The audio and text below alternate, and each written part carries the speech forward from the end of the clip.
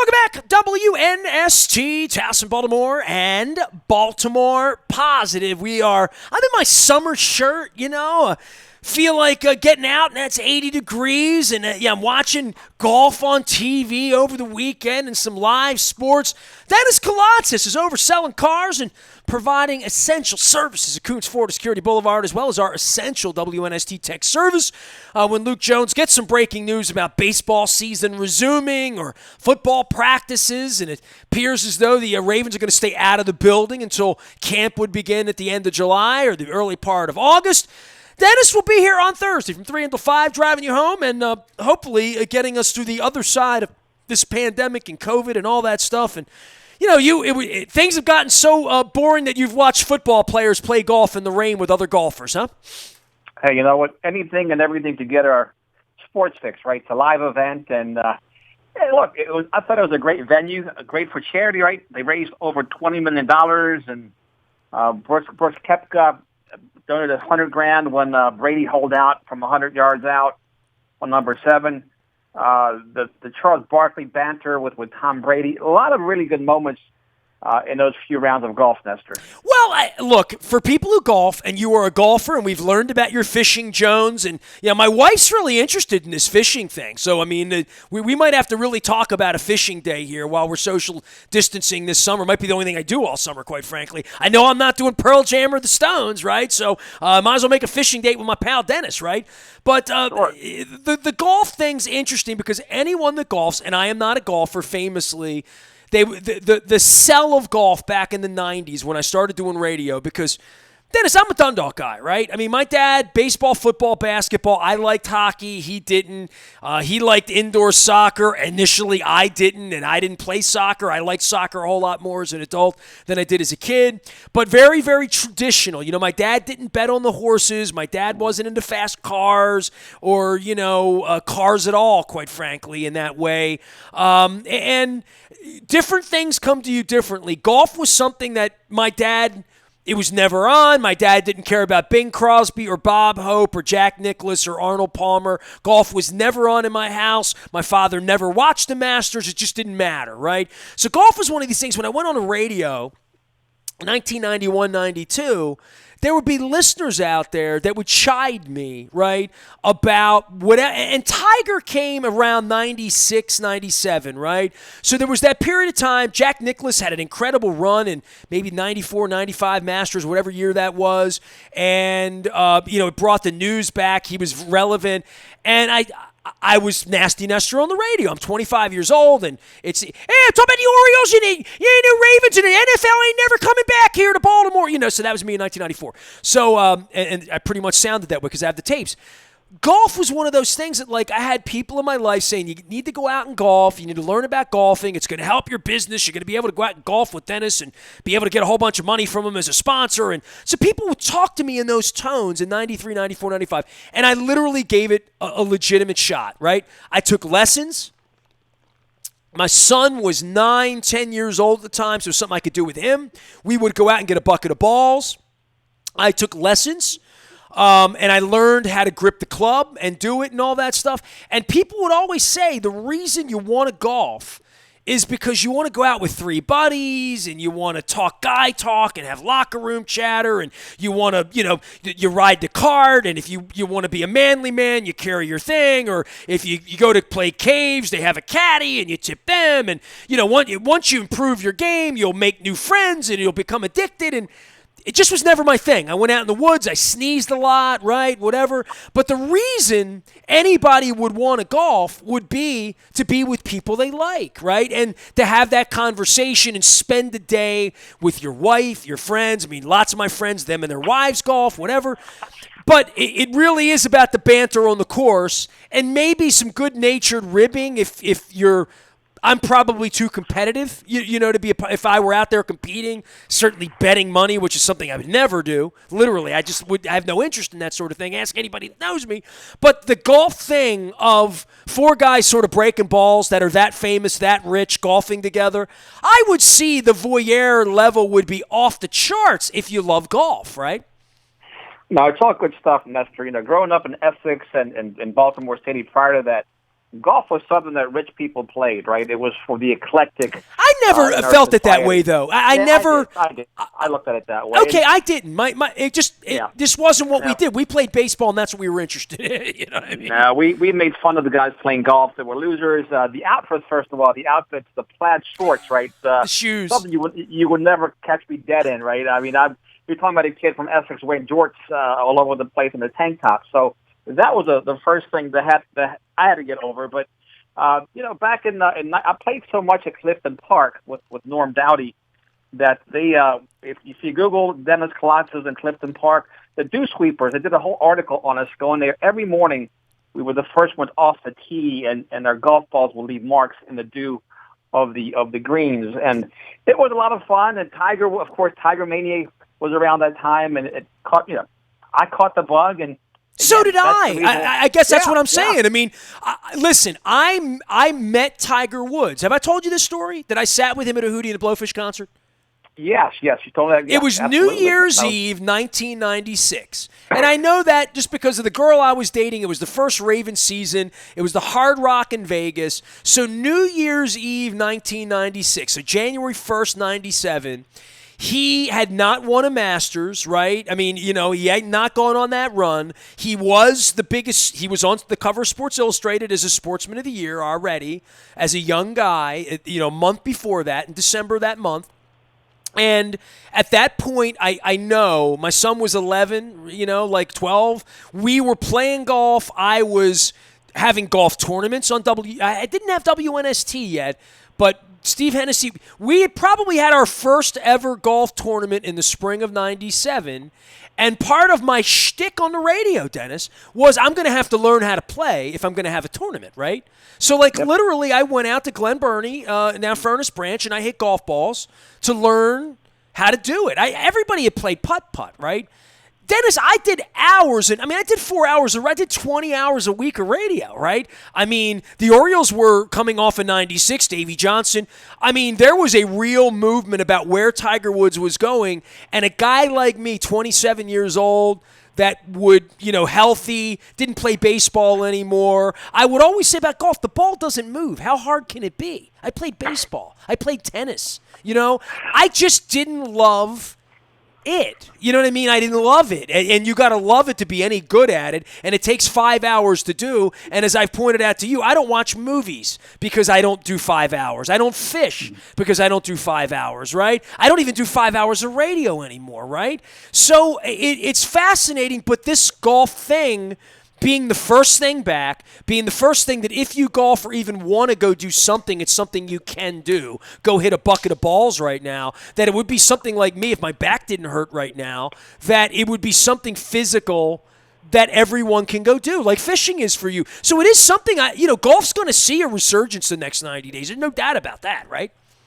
Yeah, it certainly is. And the way that I fish, Nestor, I do different types of fishing. I hit up 30-acre lakes where I can walk around 2 or 3 times as I'm casting at the different structures, so I'm getting exercise. You don't get in a boat, right? Dude, I picture you and me getting in a boat with peanut butter and jelly sandwiches. No, you know what? That's okay once in a while to do something different. And certainly there's reservoirs, plenty of them in the area within the 30, 40, 50-minute driving distance you can go to and take your pick, just to break up the monotony. But for me, I call it combat fishing. I've got my vest on, I've got all my gear on me, I've got one rod.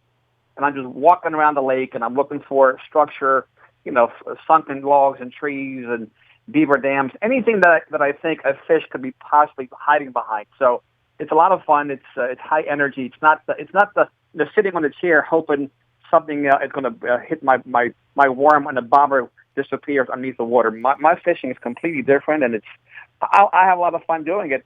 Same thing with golf. I prefer to walk a course than take a cart. I can see the whole course. I can get exercise at it.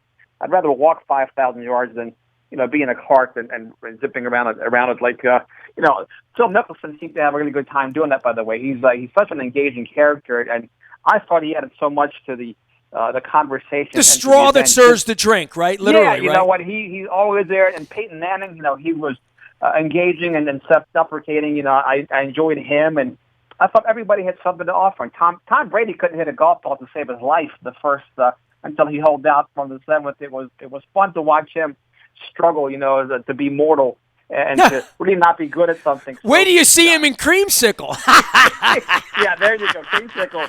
Let's hope so. And then, by the way, I like those Creamsicle uniforms. I wish they would bring them back. I have vivid memories of Doug Williams, who always thought could throw one of the prettiest long passes in NFL history, and McKay, the coach, and whatnot, and Ricky Bell. Those were some good teams and very entertaining. And then, of course, Tiger Woods didn't miss a single fairway. He looked very comfortable. He's coming back, and can't help but root for the guy. You talk about a great American comeback history and most wins on the PGA Tour. Still chasing Jack Nicklaus, still 3 majors behind him, and I hope he can stay healthy enough to make a run, because that would put so many eyeballs on TV and get the country, united again and stirred up. We love that's the thing about sports. It brings all of us together, Nestor. Well, the fishing thing is intriguing to me because right now, like, I love tennis. I mean, Dennis, I played tennis. I played more tennis, and I was better at tennis than I was at anything. I was an okay baseball player, a small guy, whatever my team. But, like, tennis, I was a good tennis player. Loved tennis, played a lot of it. My knees, my back, my body at 52, you know what I mean? Like, I'm a yoga guy. I'm strong. I'm healthy. It's important to me. Tennis is something that you have to have the right partner. I would be so afraid of blowing a knee out and winding up on crutches at this point that I don't feel like dealing with that at this. I got too many things to do. Golf is just something I'm not interested in. Fishing is like my wife would be interested in that. Give me a little Tochterman update from you, because you had Tony on last week. What did you glean? What did you learn from Tony Tochterman in your time with him last week? Because I've known Tony 30 years, one of my very first sponsors, and you'd appreciate that, being one of my great sponsors and supporters, Dennis. He was really one of the reasons that I got on the radio. He and Pepe Perella, anybody knows Pepe Perella from over at Curly, and Peter Martucci from OT's Fireside Inn, who owns horses and is a wonderful man. They were my first 3 sponsors in 1992. And I put Tony on with you last week, and that dude's an encyclopedia of all things fishing. And I'm having Dan Rodricks on this week. He's the only guy I've ever gone fishing with as an adult. So, I mean, there's something about the fishing thing that keeps coming back to me that feels like some point this summer I'm going to need to go fishing with somebody.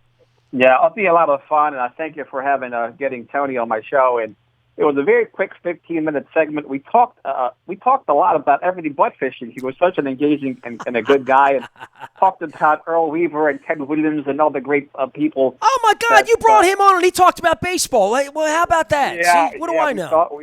We talked baseball and who some of the better fishermen were in sports, but he gave me a lot of insight. I'd like to have him back on the show because he and I can actually talk about fishing. We even talked about politics, about how ridiculous is that a store has to stay closed in this type of environment. The fact that we can get on a full airplane, but we can't go to Tochterman's and buy some fishing tackle. We have to go to Bass Pro Shop or some of the big box stores that are allowed to stay open. But what a wonderful guy he is. And I'd like to have him back several times so I can pick his brain about what he has seen for the years and how his industry has changed. But he's got a customer for life in me once he opens up his doors. Well, the bloodworms are there too, but more than that, with him and with fishing, and when I had him on about a month and a half ago, beginning of COVID, I had him on because we've been buddies forever, and I just wanted to talk to him. And I've been talking to so many local business owners about how they've been handling COVID, and the thing for him is he was really close with Lefty Cray. And Dan Rodricks was really close with Lefty Cray. Lefty Cray, when I was a young man, 18, 19, 20 years old, Lefty gave me advice on where to go in the Caribbean when I was young. My first time I ever got on an airplane to go to the Caribbean and see blue water and white sand in my life. But Lefty always invited me to go fishing with him, and I never did. And, this would be like Michael Jordan inviting you to play horse, or literally Tiger Woods inviting you to hit some tee shots with him or play putt-putt with him. Literally, I went bowling with Danny Wiseman and beat him. He's a Hall of Fame bowler, but I had a chance to go fishing with Lefty Cray and never did. So the closest I can do now is to go fishing with Rodricks and with Tony, who went fishing with Lefty Cray. Oh, you know what? You just jarred my memories. Back in 1993, I took a trip to the Homestead, and the Homestead, Virginia. You mean, right? Yeah, it was unbelievable. And the morning after I got there, I went to the golf course and I went to warm up, and I saw this old guy there swinging, and I knew instantaneously it was Sam Snead.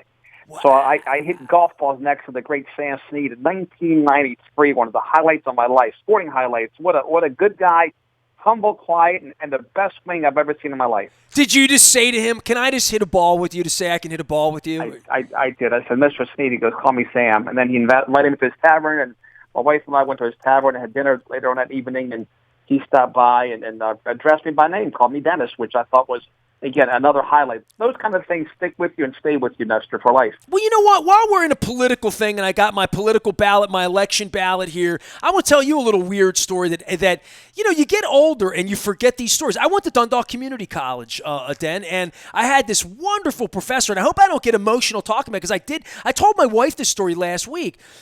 We were watching the nightly news, and John Glenn's wife died last week. She was 100 years old, right? Wow. And it jogged my mind about the time in college. I had never told my wife this story. In my college class, 1988, I had this wonderful professor. His name was Don Schaefer. And I even shared a Facebook message saying, did anybody have Don Schaefer as a college prof? I know my pal John Keller-Hells did and back in the late 80s.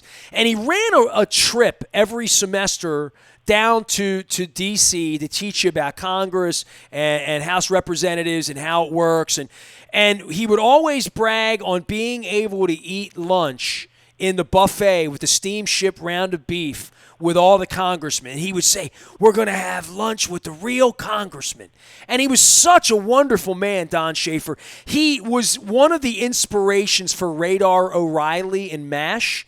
He was from the town in Iowa, and he knew the writers who wrote MASH and the Alan Alda character from Maine, all this stuff, Hot Lips Houlihan. He knew all these stories about MASH because he served in Korea, and he was a part of the original cast that was written about. He was the inspiration for it. So we go down to Washington, D.C., and I'm 19 years old then, 20 years old. It's 1988. And I'm trying to learn about government. And I'm with Don Schaefer, who became an idol of mine, and I Googled him. It's a wonderful story about his life. He passed away 20 years ago. A wonderful story about his life that I found. If anybody wants to hear about Grinnell, Iowa, and you went to Dundalk Community College and you knew Don Schaefer, I want to connect with you. So we go down, and we're having a great day. We're on the bus, I'm 20 years old. We're on a motor coach, and, we have lunch, and we had steamship round of beef. We're walking around the hallowed halls of Congress, and we're underneath, and he told us about these little buggies like Disney World rides underneath of the wall, underneath the halls of Congress, that you get on these monorails. And I don't know if anybody knows about this or has ever done it, but it's legitimate. Looks a little Maxwell Smart. Looks like it was built as a bomb shelter in the 40s or the 50s, literally, right? And you go down and you get on like sort of a ride to go down the hallway. And when I got on the ride, Don Schaefer says to me, you got to get in this cart. You got to get in this cart, Nestor. I want you to get in this cart. And I get in the cart and I sit down and John Glenn's next to me.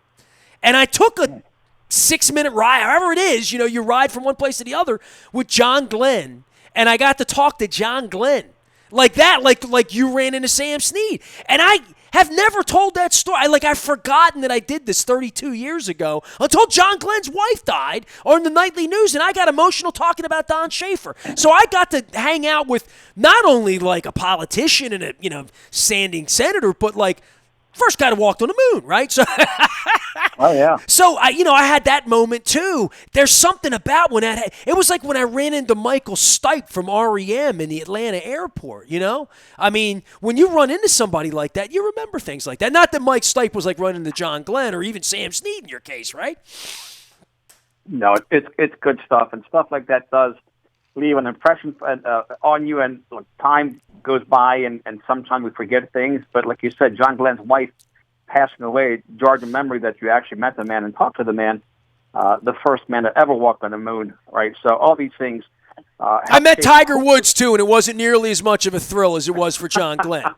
Well, look, sometimes it's a thrill, sometimes it's a letdown, depending on the person, depending on, what piece of them they get. I always talk about Rod Woodson, who's a good friend of yours. When I met him, what a prince of a guy he was. He certainly left a favorable mark on me. So all these people add to who we are and who we become, and leave us with some great memories. I would say this about that foursome on the golf course. I don't know Phil Mickelson. I only know him from the ads and that he's left-handed and has a sense of humor. Tiger Woods, I've always rooted against because he was such a jerk to me. The one time I ever met him, he seemed like he was a jerk to pretty much everybody for most of his life. It feels like he's become this likable guy that you want to see win and, whatever. I mean, I'm ambivalent. I don't like golf enough to love him or hate him. I just hope he's there on 18 in Augusta the next time they play and, all that, right? Tom Brady, obviously, who could like him? And then there's Peyton Manning, who everybody sort of likes, right? He was the Indianapolis Colts quarterback, and you don't even hate him, right? Like, literally. So I would golf with Peyton Manning. He would be a reason I would want to go out in a foursome and golf. And in the same way that if I took 4 people fishing, you know what I mean? You, me, maybe Roderick's, Tochterman, Mike Marlowe. That would be a nice fishing thing. But like when you fish, you don't talk as much because you're scared to fish. I'm a bad guy to fish with, Dan. You don't want to fish with me. Well, I tell you what I do. When I go fishing, especially at high-end clubs where I get invitations, I take my fishing rod with me because all these places have nice ponds on them that are never touched by anybody. So a lot of times as I'm walking, I'll go and throw a rod in, and you'd be surprised what I catch out of there. And all my buddies get a big kick out of it. And now I've got Jim Coons, my business partner. He's carrying a fishing rod too when he goes fishing, and he's catching the bug. He wants to go bass fishing with me. It's a lot of fun. Well, you say catching the bug, and this is what I talked to Tony Tochterman about a couple weeks ago. My wife and I went to Montana a couple years ago, 2 summers ago, and we went to see Pearl Jam. She went to see birds and beautiful vistas. I went because, what the hell? It's Yellowstone Park. I haven't been. Let's go. You know what I mean? I'm up for anything at this point. It used to be 20 years ago. If it didn't involve a concert, a ball game, a beach, now I'm way more open-minded about like the stuff I want to see, right? So, and we had just gone to New Zealand. It was beautiful, so we're going to do Yellowstone.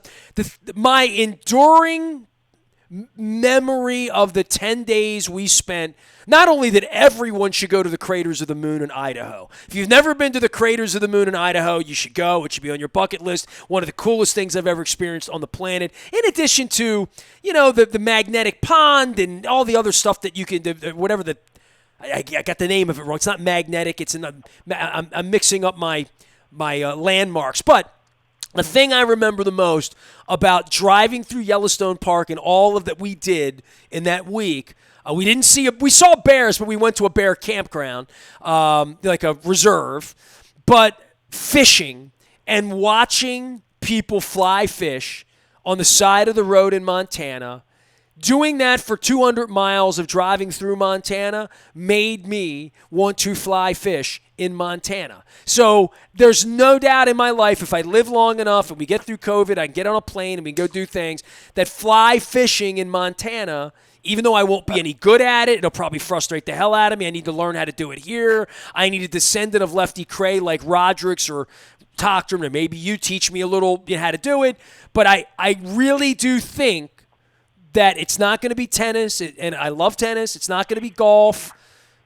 But I think the fly fishing thing, much like yoga has called to me through Brian Baldinger, I think that you've been strategically placed in my life to move me toward that, because I think it's something my wife and I could do that we would enjoy.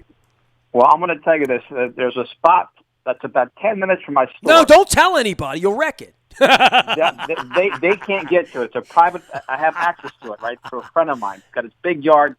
It's fenced off. It's a commercial area, but it's in the Patapsco River. And when you're there, and I'm going to send you pictures of the spot when you and I are finished our segment. All right. When you see these pictures and they're live photos, when you hold your thumb over them, you will see they're the most pristine places. And you will, if you didn't know better, you would think that I was in Montana or Wyoming. I mean, it's. I tell have you what, you been to Montana? I have fished in Montana, and I'm telling you, if I didn't tell you, you would never guess where I am. And the Patapsco River, from beginning to end, is one of the best secrets in the U.S. It's underfished. and there's some private areas that I can get you to. And I'm telling you, I'm going to take up fly fishing. If as my well. wife hears this segment, I'm doomed. I'll be I'm out gonna on the send river you- with you next week. Is what Well, we're going to have. I'm going to send you the pictures, and then you tell me where I am, and it's beautiful, and I'm telling you, it's pristine. And even if we don't catch anything, which we will, it is just a good time. You're so competitive. Like, I would go out and not even want to fish. I would just sit under like a tree and write my life story. Nestor, but you know what? To me, it's not about it's about the whole experience. And you can get in your shorts and you can wade in the water and you can feel the water going through your toes and your legs, and you see all kind of wildlife out there too, birds and all kind of great creatures. And I'm telling you, it's just so therapeutic. You talk about clearing your mind and being one with nature and one with Mother Earth. It's going to be better than being with people, you're telling me. Yeah, believe me, yeah. We have some people being in retail that, look, I like to pay them to go someplace else sometimes, right? But it's like, no thanks, I don't want any more of that energy. But, no, it's just a great escape, and it's local. And the other part of it, you get to support local businesses by engaging in such an activity, like Tochterman. All right. Well, Dennis Koulatsos is at Coons Ford, Security Boulevard. He will sell you a car, help you along the way for all of your essential automotive needs, and he knows a fishing spot, too. I've learned that here in this segment. So I thought we were going to talk about football and baseball and all that, and, we'll save that for your show on Thursday. How about that, Den? Sounds good. I tell you what I'll do. I'm going to make a commitment right now. When Tochterman opens up, I will go and see Tony over there, and I will buy a fly. I've never purchased a fly rod, but I'm going to buy a fly rod from Tochterman. All right, well, we're going to learn this together. All right, we're all in it together. That's it. Dennis Koulatsos, D. Koulatsos Show. Find him on Thursday from 3 until 5 at Sunday mornings, as well as at Coons Ford, Security Boulevard. Appreciate you, Dan. Keep safe out there, all right? You got it. Thanks a lot. That's just be safe. You got it. See, I thought we were going to talk about golf. We talked about fishing. I am officially an over 50 guy. We're going to get horse racing back to it. I got my Keep the Preakness in Baltimore pin up. It is an election week here. We are talking to all sorts of election people. At some point, we'll get back to sports. We'll continue to do that. We sort of merged the brands of Baltimore Positive as well as WNST in various ways. I've been writing about bands, including Depeche Mode and Bon Jovi and Van Halen and the Smithereens and the Bodines, and who knows what's around the corner with Pearl Jam and U2 and Bruce Springsteen. I am Nestor. We are WNST.net, AM 1570. Keep it calm, staying local, and always Baltimore Positive.